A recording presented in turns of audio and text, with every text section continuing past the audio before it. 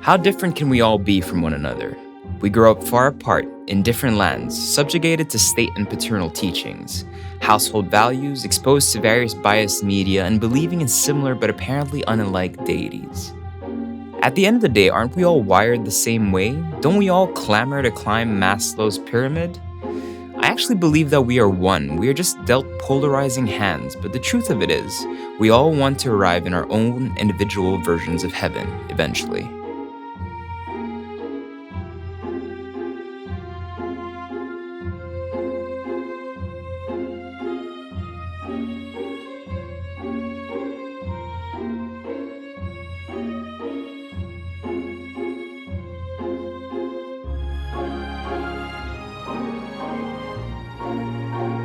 Why do people hate China? Think about it.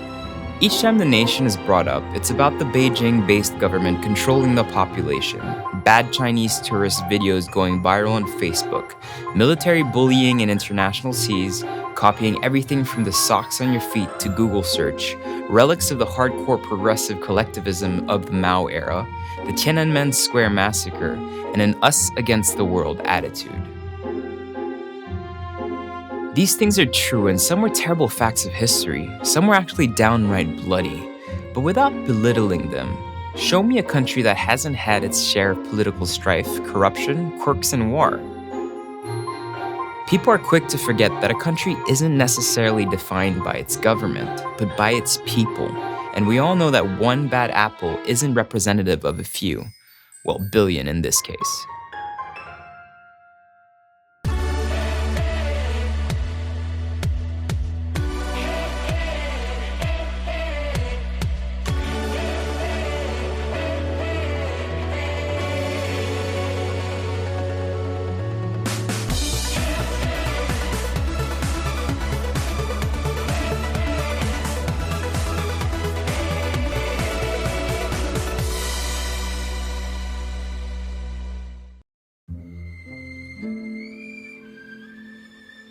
To set me in the mood for this trip, I had to start with a meal, as is customary. I've always enjoyed the drama of a Chinese kitchen, a feast for the eyes before anything even touches your lips, the ultimate tease. Billowing untamed fires, a well-seasoned wok, hot oil spitting against the heat, noodles with just the right bounce, sweetness, a delicate soy sauce, and an unclear number of ingredients, all tossed at a brisk pace, coming together in a waltz of flavor, enough to set you alight with fervor.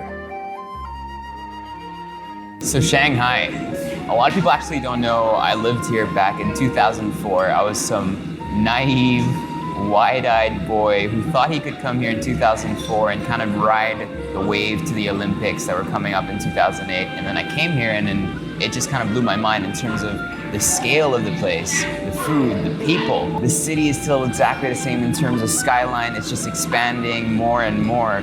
But there's a new energy in the air. I feel like there's a young generation that kind of really wants to make a mark. When I was here, I was working in a hotel as a dishwasher, as a waiter, and I was living in like a small room with about 10 other Chinese people, all from the farmlands and from the provinces, and all of them wanted to do something great for the nation. Today, I feel like people are here to do something great for themselves. But before we get into all that, we're here for food also. Obviously, Shanghainese food, world-renowned, really good for their dumplings, and we're gonna have a lot of that. I'm at my happiest with just some nice stir-fried noodles. You can come to Shanghai and be a dumpling snob, which we're gonna go around and do to different dumpling restaurants. But you can also come to Shanghai and just enjoy a good dumpling. Like, you don't need the perfect skin or the perfect filling. Everyone does it differently. I feel like the last thing I sipped out of the straw was probably a cocktail, not a giant dumpling. That it's just filled with just like fatty pork juice. Look at that, it's like a volcano of fat.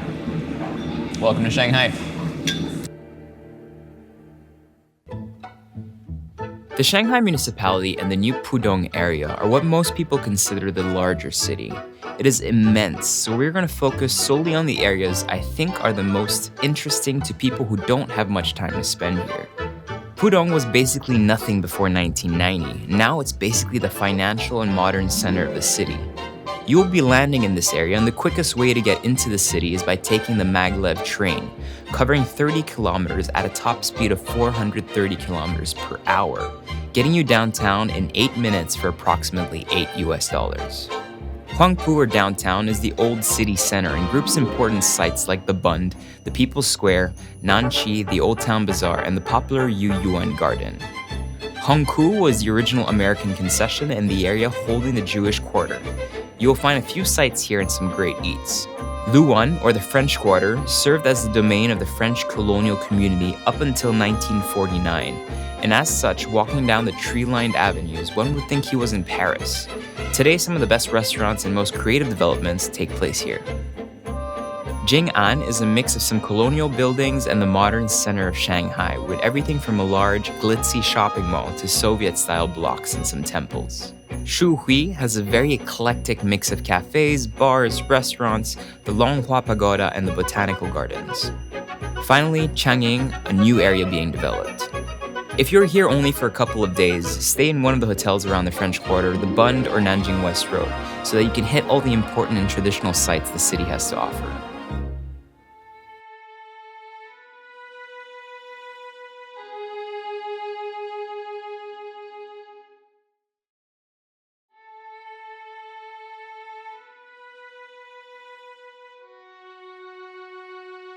I was expecting to come back to the city and have people literally bat the cameras out of our hands. This has happened to us more than once before, but we were pleasantly surprised to see that everyone didn't really mind us. In fact, I dare say that most people we bumped into were friendly. Is the government here really the big bad wolf it's painted out to be? Or that's a yes and no gray area question. It is a grey area because, of course, they care about China a lot, and they care about China's development, and they work very hard at making China win on a global platform, but also domestically. There are some things that, as a foreigner living here, are very difficult, like the internet. But there are so many other things that are so much easier here than anywhere in probably, like a first world, the developed world. Yeah. I mean, China is so far ahead in many things, but they're quite comfortable, I think, kind of having this perception as the sort of the big bad wolf. Probably the best mark of this newly uncovered creativity is the presence of art. Everything from classical pieces to experimental visual displays are strong along the city in museums such as the Power Station of Art, the Shanghai Museum, the Art Palace, the M50 Creative Park, the LWH Gallery, or the Museum of Contemporary Art. When you are in these places, you hardly feel like you are in the perception of China you've built over the years. When I used to live here for like 6 months, I barely lived here, passing through, I always felt, and you feel this usually in northern countries of Asia, you feel very general coldness in terms of foreigners. Not necessarily xenophobia or racism, but just a veil when it comes to foreigners. Is that still the case? And how do you kind of break through that? Not at all. And actually, when I first started working in China, which was 10 years ago, I was seen as a bit of a novelty. I was down in Xiamen and I was the only foreigner there. Now, within the business environment in Shanghai, there's hundreds of thousands of foreigners here. Where, they're all professionals. They're not here as a novelty foreign face. You've got all of the mainland Chinese taking the big jobs, and if you need a foreigner for a specific skill or expertise, you bring them in rather than having them as a novelty in your business, which I've seen that change over the past 10 years.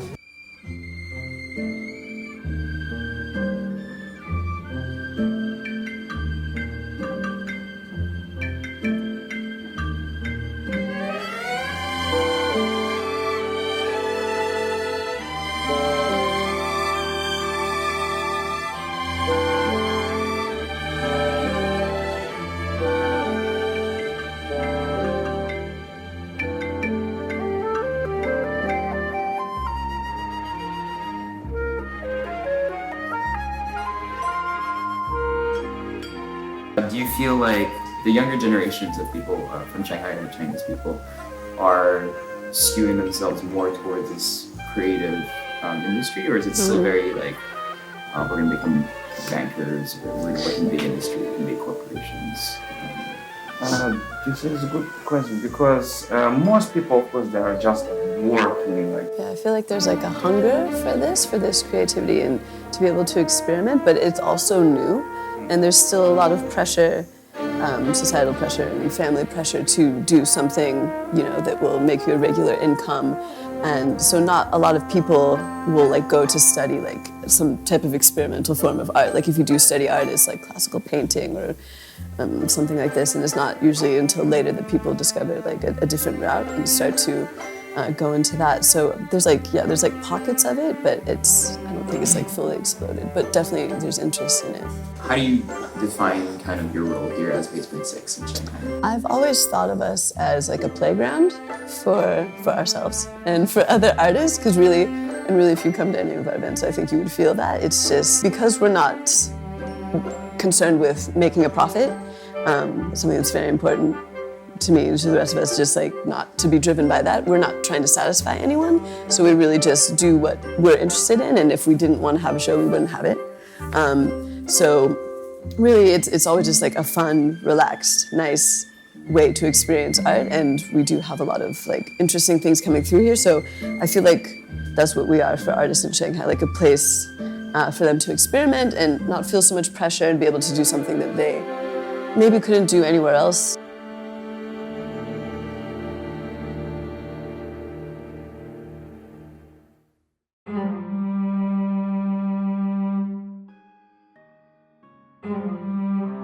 Once you've gone around enough, you will realize that the city is a visual feast. From modern giants peering down on humanity to art installations inspiring the next generation, and old parts of the city standing as a reminder of mistakes and past triumphs. From time to time, you'll still find these little nodes and little slices of old Shanghai. They tried to tear this down in 2008, but they were able to rally and kind of preserve it and keep it as it is.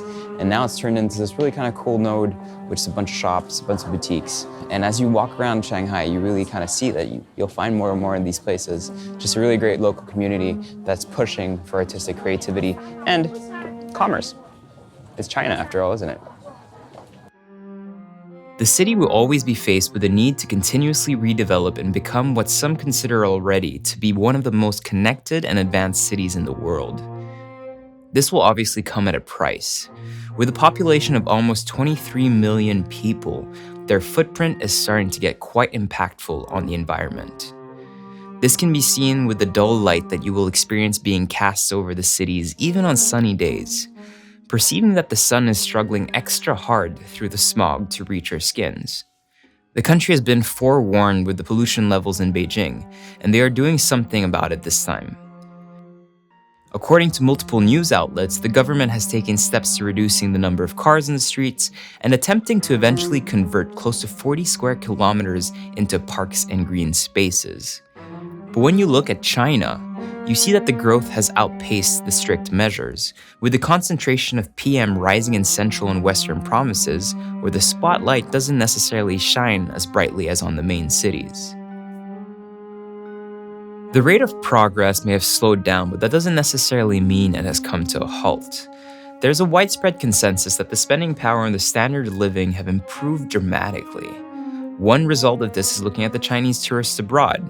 It used to be that only the rich and affluent could leave the country and spend quite a bit on foreign lands, prompting large fashion labels and luxury brands in cities around the world to find Chinese-speaking employees to easily tap into that growing market. Whereas now, the middle class of the large cities manage to pay for that same wanderlust.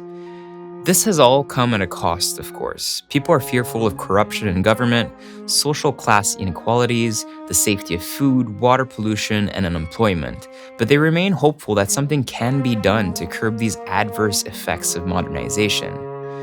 China has a rising young and unmarried workforce, plugged into e-commerce with a more open outlook on the world, a higher salary, and a stronger sense of self-appreciation.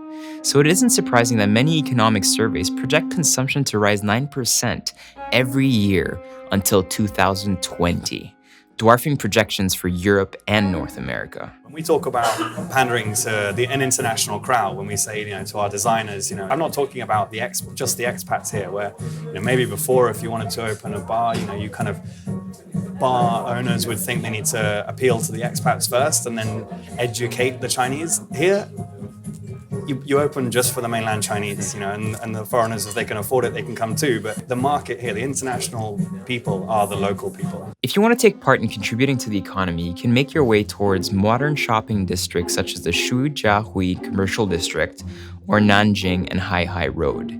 If you're looking for more traditional wares, you can pick up some antiques at the Dongtai Road Market, experience tea at a whole other level at the Tianshan Market, or get some suits and dresses made at the South Bund Fabric Market.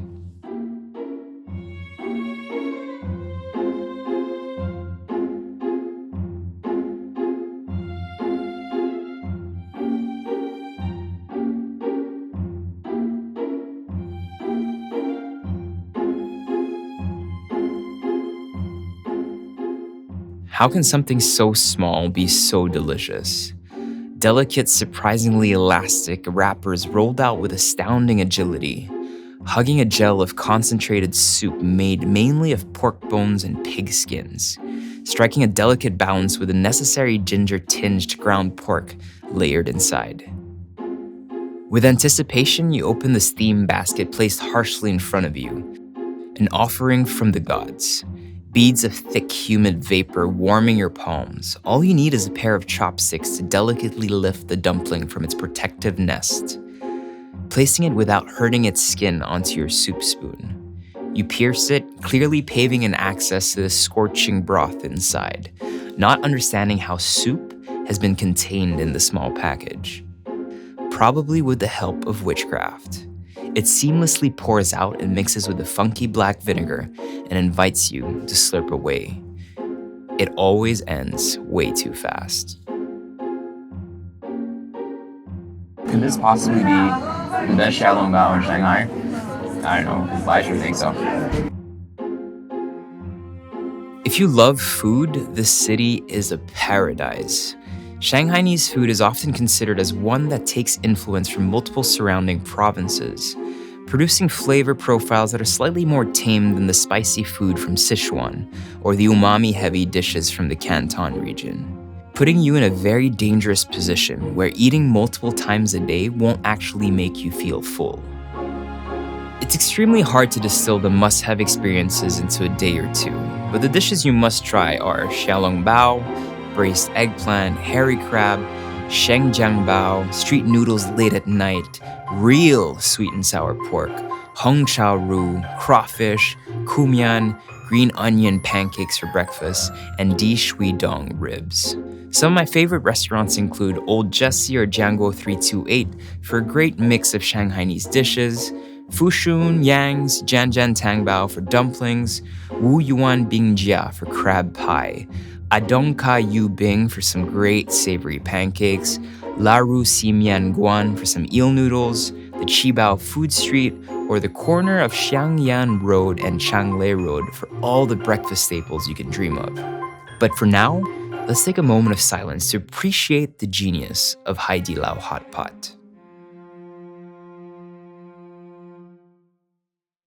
Look at this just gorgeous kind of piece of meat that we put in the sauce in the broth a while ago. That flavor is ridiculous. My favorite discovery today is like some sort of naan bread. Some spring onions in there, really nice. And finally, all that glorious meat that's in here. So look at this. This is all like spicy seafood, shrimp balls, pork balls. These are perfect little lamb balls. And then I have these little kind of like cucumber pickles. I'll flush it all down. Hot pot is kind of like as you go. Could not understand the menu to save our lives. The translations are terrible. You just figure it out. Order as much as you can, as much as your wallet can support it. Keep on eating.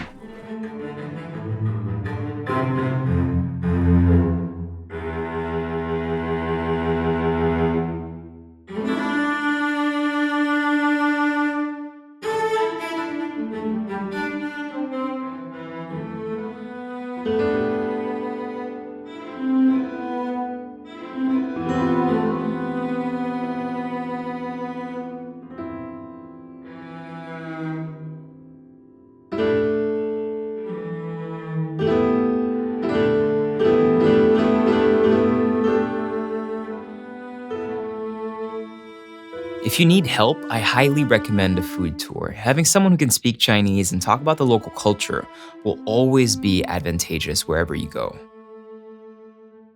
All right, so I'm here with Chelsea from UnTour Food Tour. Cheers. Okay, So, cheers. Ganpei. Ganpei. Alright, sorry, 2 hands. Ganpei, yes, and you try to keep the cup as low as possible. Really? Lower than, yes. So you have to be lower. But what if I'm lower than you? Then how does that work? Then it will go So lower, just go- lower, lower, and then we will end up with a four. Okay. Yes, but let's not do that. Okay, Ganpei. cheers, Ganpei.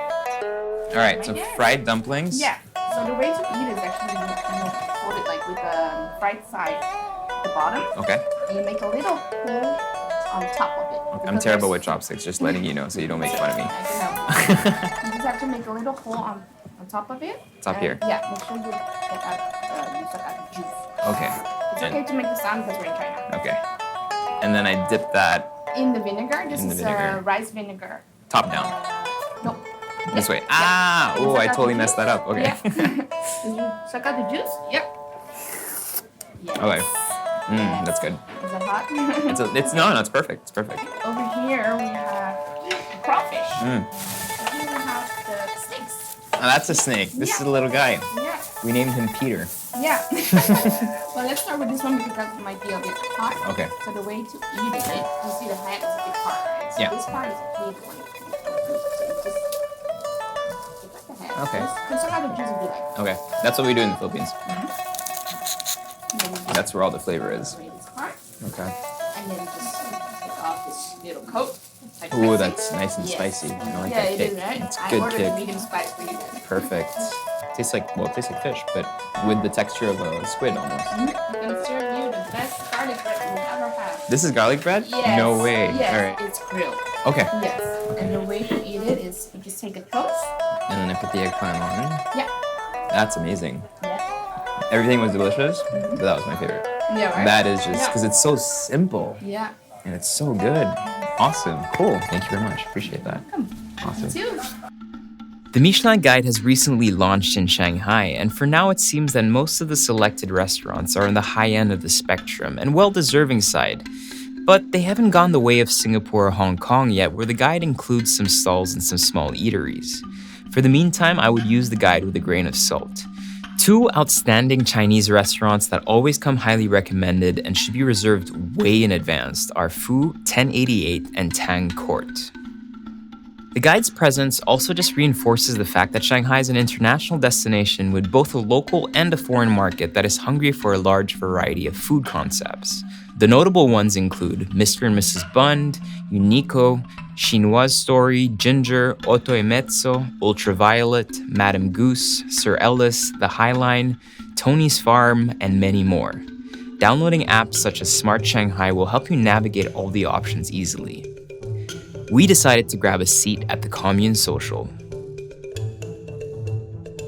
This passion for food also translates into bars and clubs that you'll find around the city.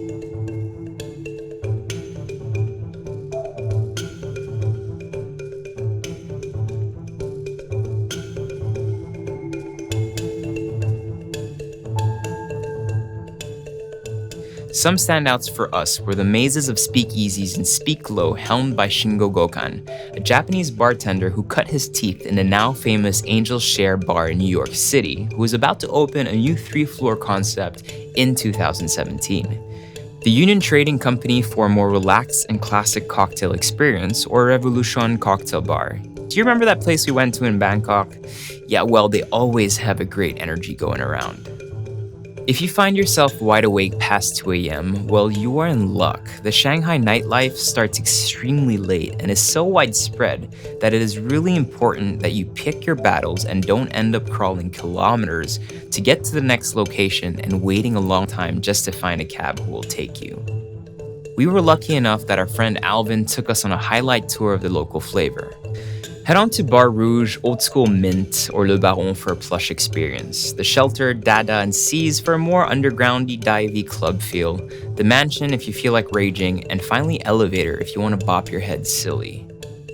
When you're finally ready to tap out, make sure to grab some late night noodles or a mix of different barbecue sticks from lamb to scallions right on the street. It is literally 11:42 at night. We walked 22 kilometers today, And a lot of that, we usually do walk a lot in overnight, but a lot of that was due because we just could not find taxis. So we find ourselves at Bellagio, one of kind of like the few gems that are open for long, long nights, usually till 3 or 4 in the morning. Bellagio is, I guess, a mix of everything. It has Taiwanese food, it has some Shanghainese food, some Hainan food. And just look at this feast in front of us. I have gorgeous string beans, salted egg on top. Like, who doesn't want that? I eagerly finish almost my brewed tea with some kumquat jam, bitterness, some sweetness in there. But for me, right now, it's all about the pork. When I first came to Shanghai, I was with my dad. We had this thing called grandmother's pork stew, and it's basically just like really fatty pork with some soy sauce and some egg. And it's chopped up into beautiful kind of like chunky pieces like that. This, deadly, but so good. Let's see if it brings back some memories. It's like an explosion of fat in my mouth. And this awesome kind of squid salad, cold, refreshing, black vinegar. It's acidic, it's beautiful, it's delicious. Oyster omelet, something you'd find in Singapore quite a bit. Let's try it here. Nice and sweet. And finally, what they call Beijing pork. It's basically like you would make your own Peking duck, right? Got a nice pancake, some of that luscious pork. Very important to always have scallions. And then finally, a little tip my sister taught me: fold the bottom, fold the sides, wrap it in, nice and secure. Efficiency. Now you can sleep happy, and hopefully tomorrow we don't walk too much. You know, China does develop and cater a lot for its own domestic market. They embrace the rest of the world, but they kind of control what happens. It comes in and out, and at some point, they will not necessarily need to be a completely open country, but they will need to start opening some avenues, like, I mean, to whether it's social media or, you know, to have foreign social media here. I think it's there is a chance they will be too controlled over some things that will hinder their growth long term.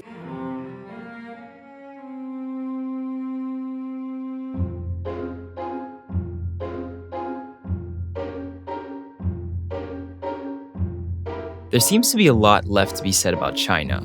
On one hand, you have cities like Shanghai that put to shame most modern metropolises in the West in terms of progress and becoming the future we all pictured in 80s sci-fi movies. On the other one, we hold the firm belief that Chinese people are still not completely exposed to the world in the way that most of us are by now. I mean, why would certain apps be banned? Why is the internet controlled? Why is censorship still a relevant point of discussion? Why are live news broadcasts always slightly delayed, and why do most people believe that Western media outlets consistently, freely smear China? The numbers speak for themselves. The country is ranked 176th out of 180 in terms of media freedom, and 88th for internet freedom. Having all these questions, are we sure that the majority of the citizens have a clear picture of the world they are a large part of? The surface is being swept carefully and gracefully, but they are working towards improvements. The jump in the last 50 years has been a massive shift from extreme protectionism and communism to a more forward-looking country. People are starting to see the floor beneath, and they will know where they stand very soon. But think about it, not just for them, but for yourself. In a world where fake news is read and shared diligently to your direct community as the real state of nations, where Syria's disappearing in front of our very eyes, yet we feel the need to elect war-hungry leaders, where we know the present pitfalls, yet fail to understand where these consequences gushed out from, where fact-checking needs to be fact-checked, where kids now know how to do some basic coding at a young age, but don't know how to plant a tomato seed, or some people still don't believe climate change is real. You have to ask, aren't we all simply presented with appetizingly garnished, crafted messages? I think we all have to work on what we're willing to stomach. Make sure to follow me on Facebook, Instagram, Twitter, and Snapchat for updates and behind-the-scenes pictures and videos. Also, don't forget to subscribe to my channel. So Overnight was brought to you by our good friends at Cebu Pacific, and here's a quick travel hack to make your travel life easier. You know that person when you're going through security that's always fumbling for things, taking off the belt and the shoes and the jacket and everything? I tell people to always travel hand ready, which means get a backpack or get a bag where you can really reach anything with your hands. That way you don't need to keep things in your pockets. Always travel with pants that don't necessarily need a belt, and travel with shoes that you can just slip in and out of.